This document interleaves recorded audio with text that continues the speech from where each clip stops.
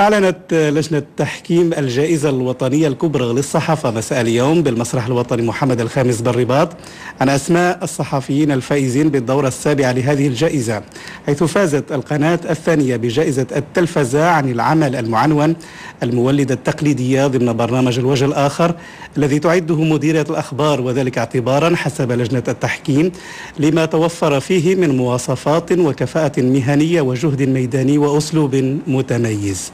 والتفاصيل في روبورتاج منصف الساقي. منذ تأسيس الجائزة الوطنية الكبرى للصحافة في 2003 والقناة الثانية تتصدر لائحة المتوجين، هذه السنة لم تتخلف دوزيم عن الموعد، فبعد يوسف الزويتني ورضا بن جلون وسمية دغوغي وسلمى مهاود ومحمد خاتم، جاء دور الصحفي الشاب حسن بن رابح ليتقاسم الجائزة مع محمد الضو السراج عن الأولى.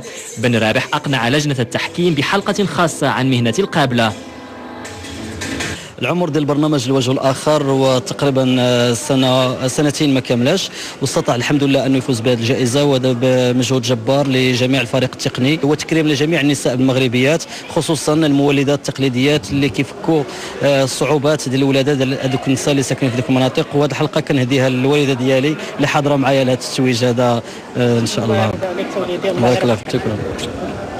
الجائزة منظفة لأن هناك جنسين من الأعمال مختلفين تماما، الجنس ديال دوزام اللي كيعتمد على الروبورتاج وعلى القرب، أنا البرنامج اللي قدمته الشهيد كيعتمد على التعريف بالشخصيات الوطنية وبتاريخ المغرب الحديث تقريبا، معتمدا على استغلال الصور الأرشيفية. في الأصناف الأخرى توجت إذاعة طنجة في شخص صحفيها محمد بن طيب، أما جائزة الوكالة فكانت من نصيب نزار الفراوي عن وكالة المغرب العربي للأنباء.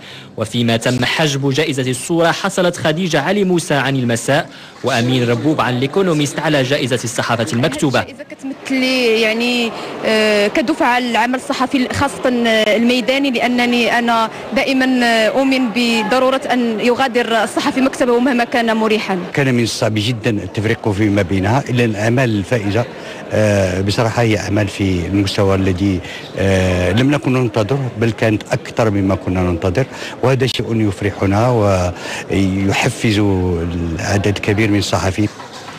تميزت هذه الدورة السابعة بتكريم الإعلاميين محمد السلهامي ومحمد بن ددوش، بينما منحت جائزة تقديرية للصحفي الراحل عبد الفتاح فكهاني الذي وافته المنية في يونيو الماضي.